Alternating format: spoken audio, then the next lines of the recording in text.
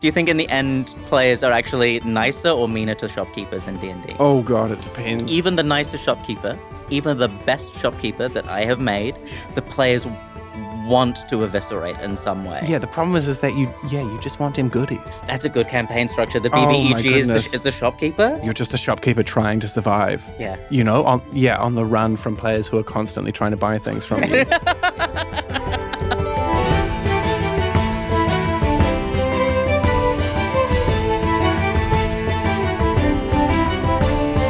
Welcome to Nightcap, the post-show Fury of the Small Wild Magic Tavern production, where we sit down with all of the players at the table. I am Paddy Carroll. I am the GM of Fury of the Small, and I'm joined today by Arlo Gibson. It's me.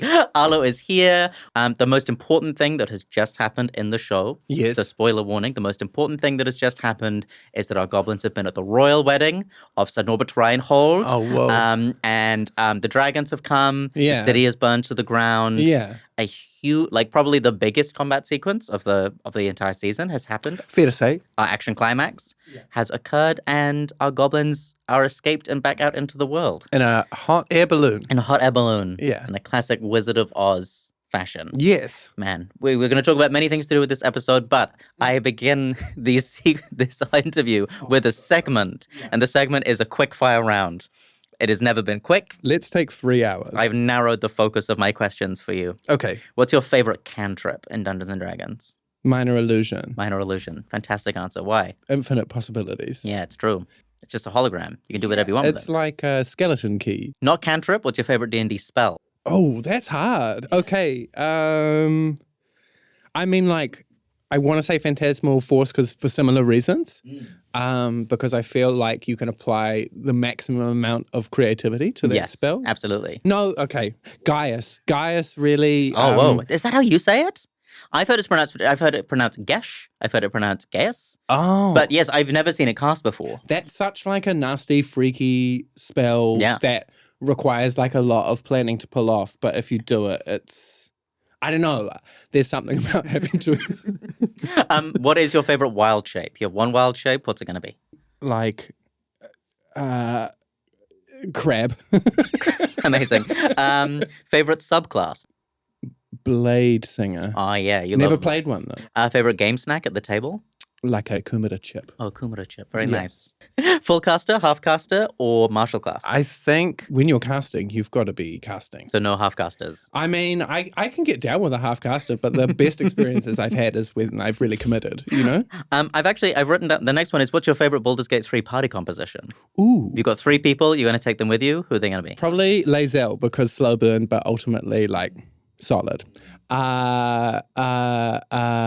Then probably Astarion because things are just more fun when he's around. Karlak because I feel like personality-wise, maximum shenanigans. That's good. I never cared for Gale. I don't care for Gale. I never at any point was kind of like, yeah, I've got something to go on here with him. I used to never like wizards. I was always like big on fighters and paladins and stuff. But then, just to like take advantage of the setting that is fantasy, I feel like wizard is probably one of the most interesting times you can have in terms of like, how can I alter the things around me in the most interesting way? I actually, this is a question that I've asked both Bryn and Ella so far, and I kind of knew the answers for them, but I actually don't know the answer for you, which is, what are your seminal like fantasy works? Like for Bryn, I was kind of like, I'm pretty sure it's somewhere in the Jim Henson territory. I'm pretty sure it's the Dark Crystal. Yeah. Like Ella's like whole like fantasy birth like came around through the vehicle of Princess Leia. Incredible. What are they for you? I mean, Lord of the Rings had just a cataclysmic impact on me as a little human. I wasn't living in New Zealand at that time, but I know a lot of little humans like you who had like those films and then the books, and then that was just like sold. Yeah, but I mean, before that, there was a children's series called Del Toro Quest, which I really vibed with. Like, I was always too scared of those in the library. There was some really freaky stuff going on Yeah. in Del Toro Quest, which I was like, wow, I used to like draw the book covers and stuff. And then I feel like the next step along that journey was probably Aragon. Oh, yeah. Because things got hot and things got heavy in my early teens. I have such a shameful relationship with Aragon because I've read Aragon. Yeah. And then all of my friends at high school attempted to read it and mercilessly made fun of me about how bad they thought it was. You should let go of that shame. I know. I liked Aragon too. Actually, I was going to say, I don't think that I have. But I've liked swords for a long time. Like, my first job was being a medieval reenactor. You know, like that. I went hard. Amazing. Yeah. Where are you so like from that great constellation? Where are you drawing from when you're making your characters? And I suppose like specifically like when you're making Norbert, when you're making Scritches, where are you drawing from? Something that makes me like chuckle, and then something that will tie the character to the world in a meaningful way, and then I'll normally think about like an archetype of fantasy, and usually the thing that makes me chuckle will put an interesting spin on that archetype. Yeah. What archetypes are you playing in your mind in Fury this more? I guess in Lord of the Rings, it would be like Gandalf the Grey, where I'll get people to the line, but I can't walk over it for them. Oh, whoa. That's true, because I think that especially at the beginning, we can't anticipate how much of a frontline guy Scritches needs to be to keep the little ones alive and to basically to sort of like keep the clan of four going. Yeah. And it kind of feels like he's always like ushering the little ones up to that moment, but at this point in the story in particular, they still don't have the strength to really like cross that line yet. I feel like particularly with Scritches and Norbert, it does feel like that's a duel, like that's his fight to have. I mean, yeah. Norbert at one point was going to be almost like a Wild West archetype. Yes. What were you drawing on for that for the show? Like cowboys and fantasy. I don't know, like the idea of like a kind of like a samurai character, but with a Western context is always really appealing to me as well. And a vehicle of vengeance. Or like Geralt from The Witcher. You know, like I feel like that he's a cowboy in a way. Was there any disjunct between the Norbert that you had in the head and the Norbert that you ended up meeting in Everbart? In my mind, probably as whenever you're playing a character, you want to like them. But then, you know, the circumstances just make you go like, well, I've got to lean into being the worst. Yeah, absolutely. Yeah. And like, I think this with every hero, quote unquote, that we get up to, I do think that they are the worst. Yeah. And even though it's in very like small ways, there are lots of like hints that Norbert like truly is the worst. Yeah. Like, why do you think there's a little bit Ella goes on her little recon as Smiggly and kind of finds out that there's been like a royal spat in like the lead in to the wedding? Yeah. Like, what do you think that spat might have been for Norbert? Because I didn't have it written. It was just like, it was an idea that existed in the ether. What would have been the spat that like would have been right before his wedding? I think like, I just think I couldn't imagine living with that man. You know, like, I think the sheets would be too soft, or like, you know, like, I just think he would punish everyone around him. I think, also, he's like a huge bummer. Yeah. You know, like, I love that actually. His god is like. I love that you made like sort of like the most archetypal, like, this is like, I don't know, like I set all of the character and the character creator, I set everything to be like the most heroic archetype. Yeah. But then you also gave him like sort of like the darkness of like an edgelord type character buried in there. Yeah. So he holds both of those incredible notes of being like, I am the most heroic.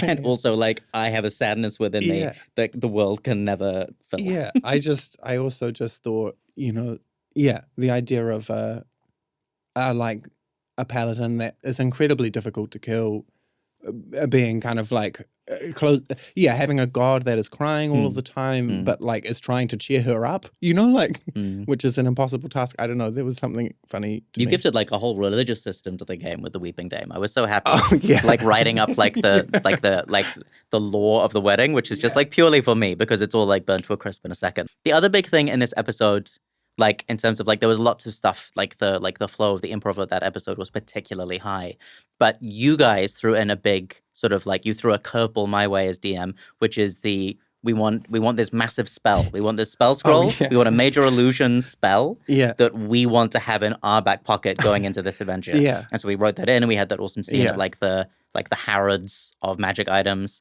like what were the off the table decisions or like hypotheses that you were passing around to do with that big old spell? When you like let us loose in like a city like that was Oh the yeah, kind of that's like true. heart of the empire, so Yeah, to it's true. speak. I had to be really strict on shopping episodes, but you Yeah, were really we specific with love your to shop. request. Yeah. You know, players love to shop. Yeah. And I thought that, you know, there could be a number of problems that could be solved through the act of shopping. But no, with that particular spell, I had like a evil little idea where I was like, maybe the best vengeance to take on this man would be to kind of reveal him for what he truly is. And so I think me and Tom did some like quick whispers and we came to the conclusion that we should use the like major illusion spell to make him perceive as everyone in attendance at the wedding as goblins. Therefore, he would kind of like, lose his cool and start killing people left and right. My DM Brand is going like, is that within the remit of the major illusion spell? I don't know. But it's fantastic. Yeah, but I just thought like, what a way to kind of like put him down if we could also kind of smear his name forever in the process. Yeah. So that was the plan. Cool. And that would have happened were it not for the dragons arriving? Yeah. What's your, as you think back through like the moment of the show, what is a moment that leaps out to you of what we've listened to so far? Or if it's coming up, you can talk about it in like coded terms, where like you most saw one of the other players. There's so many. Yeah. The thing that continually not even surprises, that's the wrong word. The thing that's incredible about Brinley is like, she's like so good at playing the character at the expense of anything else. You know, like she will just go like this. I'm trying to think of a particular moment. But, I'm just thinking because it's in this episode. We've had her flashback with Sandor in like, which is kind of just like the purest moments of like sincerity and drama. Yeah, even like the first moment you're introduced to her where she decides to like bash that poor little helpless goblin's brain. You know, like really commits to that, goes there. It's not for gags. Like she's a committed, awesome player and actor. I find that Ella's work in this show, I'm really surprised by. I said in her interview that like I don't think I've seen a Dungeons and Dragons character in an actual play played like Smiggly. When Ella is you're sitting across Ella from the table, like literally anything can happen because she cares not for significant magical items or like she's just like pure like character motivation and the most like beautifully chaotic way. And also like she says no a lot in an improvisational setting as that character, but in the service of the Scritches relationship, it's so essential. Absolutely. Because she's like you're not my dad, you're not my dad, you're not my dad until the moment that I accept you. Yeah.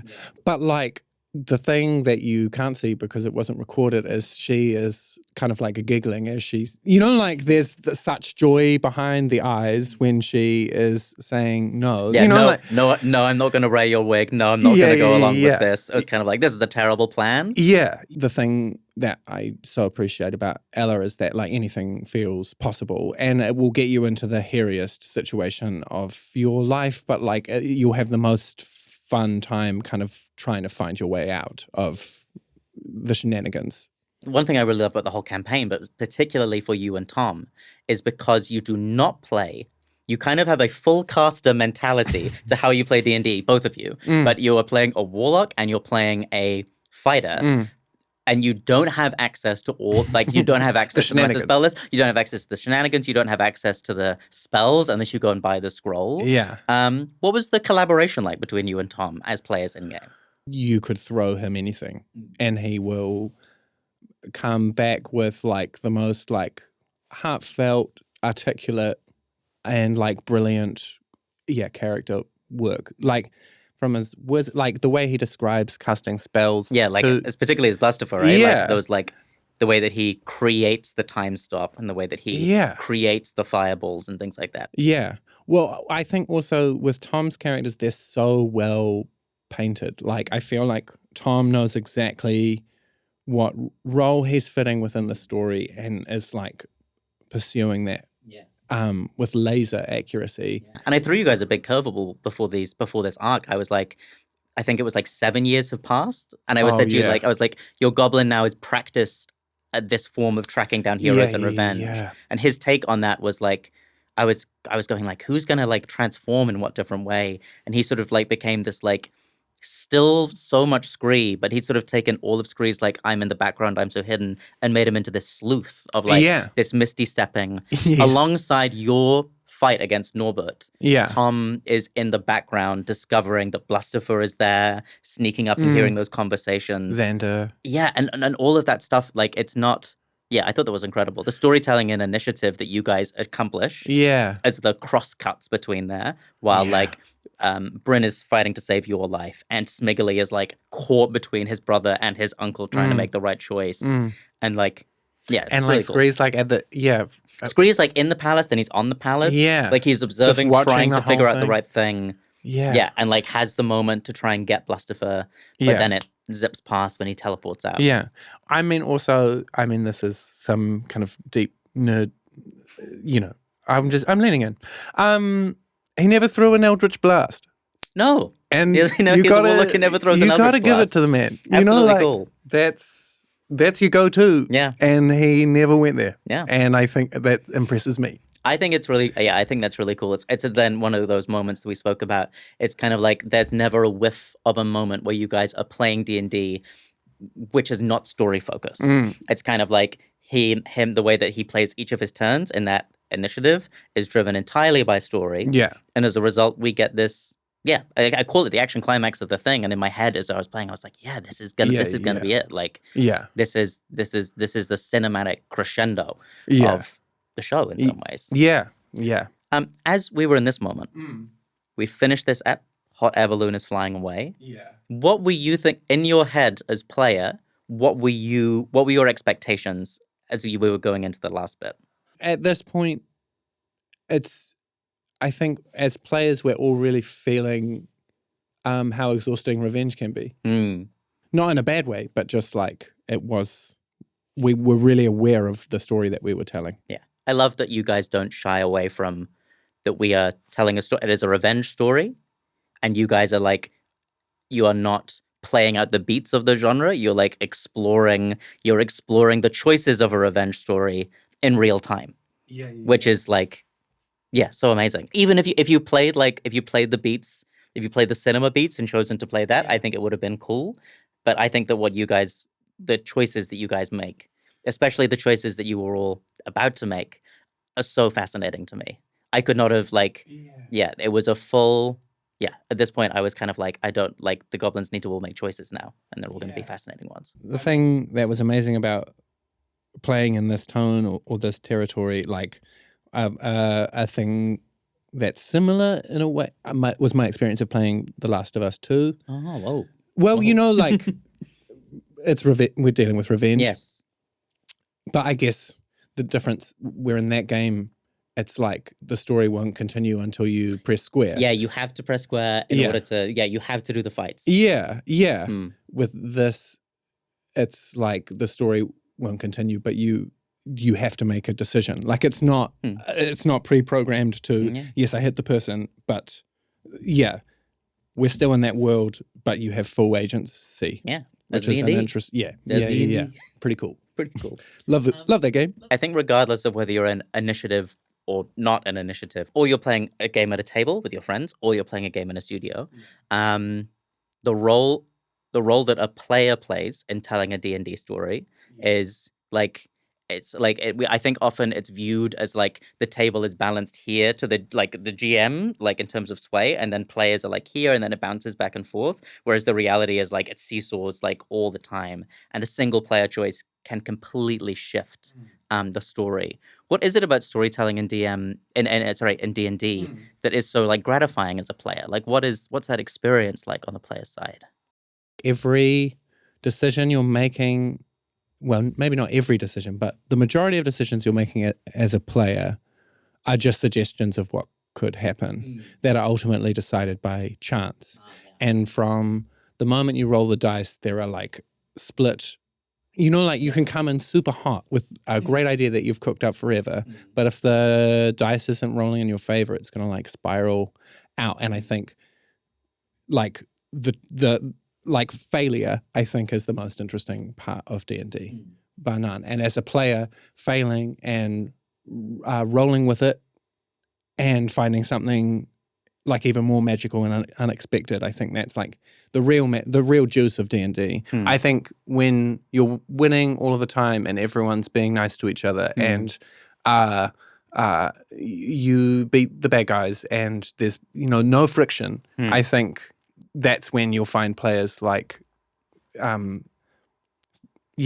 and DMs feeling bored. It's like I remember moments sitting around with like these players and you, and like people are standing up screaming around the table because they've bought in so hard to the circumstances of what we're exploring and care so deeply.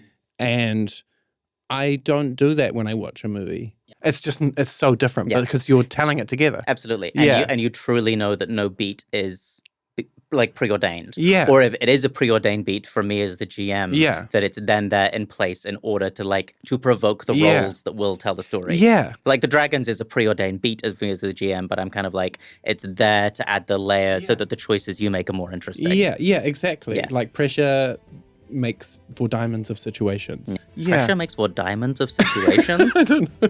What the heck? Does that make sense? No, I like it. No, I'm saying like that's my bottle quote. Yeah, great. This has been Nightcap. I am Paddy Carroll. I've been your GM and your host. Arlo has been our wonderful guest. Next time, we'll have our final sit-down, which will be with Tom Eason. Wow. And then we also recorded straight after we finished playing the finale. We did. We recorded a little straight away post-show debrief, which is not in the video format. It's an audio format thing as we played it off, but that's also ahead. Thank you for watching. A wealth of content. Wealth really. of content. You've got to look forward to. Thanks for tuning in. Thank you for making it this far. You only have one villain to go. You've done so well. You must really like us. So thanks. You did really good. You did really good?